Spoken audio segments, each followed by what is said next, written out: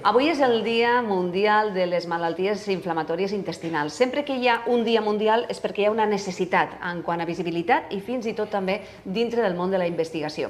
Per això, avui tenim amb nosaltres el president de l'Associació de Crohn i Colitis Ulcerosa i a més també el president de FESalut Lleida, Ricard Pons. Benvingut al Cafeïna. No sé si t'havien fet alguna vegada una entrevista a una òptica. Bueno, jo et diria que a part de sets de televisió, potser en algun lloc m'havien fet alguna entrevista, però en una òptica no, i realment és una òptica que molt bonica. És bonica i única. Bueno, única no ho sé, això m'ho diràs tu, però sí que és molt bonica, els mobles estan molt bé, aquest piano que tenim aquí darrere dona ganes de tocar-lo, està molt bé.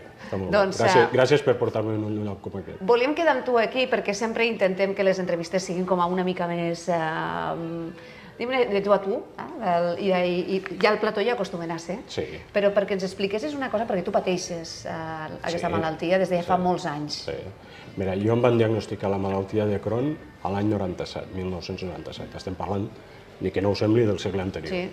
Tenia 26 anys, encara no havia entrat, com saps tu, al cap de poc temps vaig estar en el món de la política, i per a una persona jove, en aquells moments que encara no estava tan desenvolupat, per exemple, els fàrmacs i tot el tema de la investigació, que és el tema que tractem aquest any en relació als possibles fàrmacs, als avenços que hi ha. Clar, en aquella època els tractaments eren més durs pels pacients, però per a una persona jove és difícil, com en tota malaltia, el tema de l'acceptació, el tema de per què m'ha passat això, després també passes per un estat de culpa, una sèrie de qüestions que et van passant, que conforme evoluciona, primer vas coneixent-te més, vas coneixent la malaltia, vas coneixent com reacciona el teu cos, vas coneixent què és el que necessita el teu cos, i clar, quan arribes 28 anys després, més o menys ja saps de quina manera pots arribar a estar bé durant el teu dia a dia, sigui amb nutrició, sigui amb activitat física, sigui amb descans. Perquè com afecta una malaltia d'aquestes característiques d'inflamació intestinal, com afecta amb el dia a dia? Doncs mira, malauradament, i moltes pacients que pateixen moltes malalties ho diuen, la invisibilitat és una de les qüestions que més destaquem. Per què? Perquè tant la malaltia com la colitis ulcerosa, que són malalties cosines germanes, afecten en un dia a dia en cansament, si estàs en procés greu, descomposició, vòmits, febre, pèrdua de pes, no descanses prou. Clar, a tot hi has d'afegir, això és físic, o sigui, l'aspecte físic, després hi ha tot l'aspecte emocional. Que no pots fer una vida normal. No pots fer una vida normal quan estàs en aquesta... Quan ja més o menys t'has refet, dintre del que cap pots fer una vida normal, però respectant el que et deia, intentant respectar el teu cos, sobretot pel tema de nutrició, pel tema de descans, i no menys important el poder fer alguna activitat física. Per què? Perquè és una manera de que no només a nivell físic, sinó a nivell emocional, també desconnectar una mica de tu mateix i de la malaltia, al final. I també és important en aquest aspecte que les amistats que tinguis, i sobretot l'entorn familiar, sigui conscient de com és la malaltia. Clar, a ningú agradi que jo et vingui un dia a Mariví, escolta, que me n'he d'anar 3 vegades al lavabo. Que no és el cas ara actualment, però quan estàs allò, pots anar 8, 9, 10 vegades al lavabo al dia. Per tant, afecta a nivell físic, però també afecta a nivell emocional, perquè dius, hosti, per què em passa això a mi? Fa relativament poc vaig estar en una reunió, perquè la gent que formem part de la junta de l'associació també fem, entre cometes, sessions de mentoratge amb persones que ens truquen, siguin joves o grans. L'altre dia vaig estar amb un jove d'aquí de Lleida, de 21 o 22 anys, que feia poc que li havien detectat una colitis, i vam estar una hora parlant. Jo li vaig estar explicant com se sentia, què notava, què li passava i tot això. Jo li vaig explicar una mica el meu cas, que tampoc no tenia res a veure, perquè el Crohn és una cosa i la colitis és una altra, afecta diferents parts de l'intestí, i per tant, doncs, el que deies tu, aquest de tu a tu, que procurem tenir amb les persones que ens truquen a l'associació, que si després volen fer socis o sòcies se'n fan, i si no, no, doncs també és important. Aquest acompanyament, aquesta ajuda. Aquest acompanyament inicial, sí, jo no hi vaig passar, sincerament. Al seu moment, a mi quan me van diagnosticar la malaltia, jo no coneixia ningú que tingués Crohn ni colitis. I vaig descobrir l'associació per internet, com molta gent.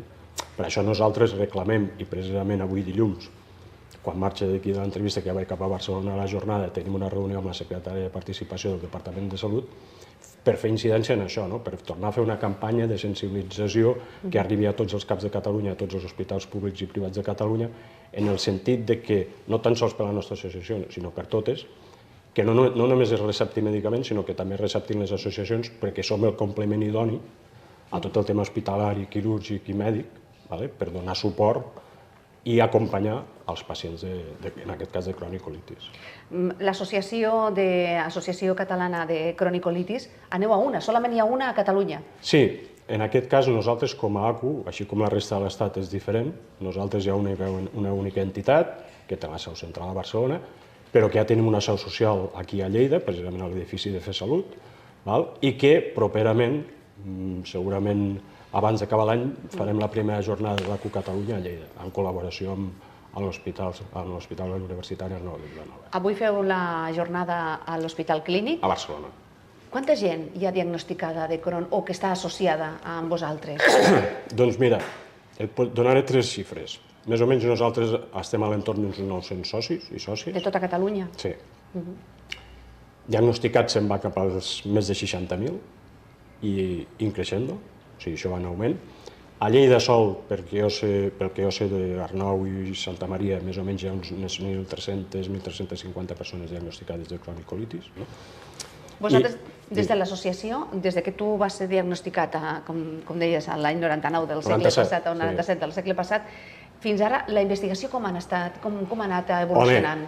Ha evolucionat d'una manera exponencial, en el sentit de dir que bàsicament els tractaments que hi havia anteriorment tot era químic, bàsicament. Químic en el sentit del medicalitzat, no? Medicalitzat. Ara també, però ja molt biològic, i cada vegada es tendeix menys a tractaments menys agressius.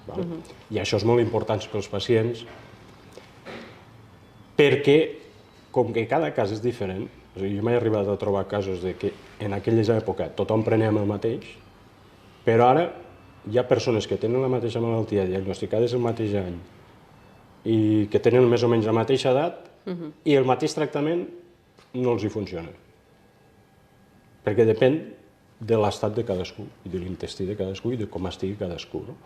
Per tant, els tractaments biològics... També s'ha estudiat molt la microbiota... Sí, tot el tema de microbiota, però bàsicament actualment hi ha tot aquest tema dels inclús cèl·lules mare, també. Llavors, estem avançant, com molts altres pacients d'altres malalties, que cada vegada s'investigui més i tal. I per això aquest any, nosaltres com a associació fem l'èmfasi en tot el tema de la investigació. Per una part, la investigació que duen a terme hospitals, públics o privats i els laboratoris, però també quina ha de ser la participació cada vegada major dels pacients en tot el tema dels estudis, perquè crec que també és important, no?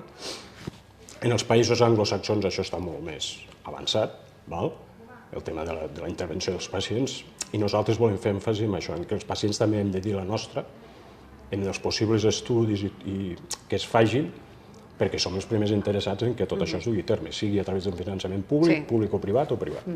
Amb la nota de premsa que ens heu fet arribar, es calcula que prop d'un 1% de la població catalana pateix alguna malaltia precisament d'inflamació de l'intestí. Una altra de les reclamacions és que solament 18 hospitals tenen unitats especialitzades. Sí. Estem parlant de termes generals de Catalunya. A nivell de Catalunya, clar. Aquí ens trobem en una situació que això ens passa no només a nivell mèdic, ens passa també a molts altres nivells. Tot el tema de l'equilibri territorial, parlant a nivell hospitalari, a nivell mèdic, des de l'Arnau i Santa Maria es fa molt bona feina, però clar, els recursos que es tenen aquí no són els mateixos que hi ha a l'entorn de Barcelona, o els recursos que es tenen a dalt al Prepirineu, o els que tenen a baix a Terres de l'Ebre. Per tant, nosaltres també volem incidir en això, en que el sistema públic català de salut vagi incidint cada vegada més per a que totes les persones, visquin o no visquin, de tota Catalunya, puguin tenir els mateixos accessos als mateixos recursos per poder tenir els tractaments corresponents, les visites corresponents, etc. I crec que això és una demanda que fem la nostra associació, però crec que a nivell mèdic totes les associacions ho fan, que els pacients, visquis on visquis, siguis d'on siguis, puguis tenir el mateix tracte i puguis arribar als mateixos metges, en el cas que ho necessitis. Avui és 19 de maig, el Dia Mundial de les Malalties de les Inflamatòries Intestinals. Volíem parlar amb el president de l'associació ACU, que precisament és qui acull tots aquests malalts de Crohn i també aquestes colitis ulceroses, i que a més és el president de FESalut. Sí, també tenim tasca de FESalut i properament tindreu notícies d'events que farem. Molt bé. Ricard Pons, moltíssimes gràcies. Nosaltres posem el punt i final avui aquí al programa. Tornem demà puntuals a la nostra cita des del plató. Gràcies.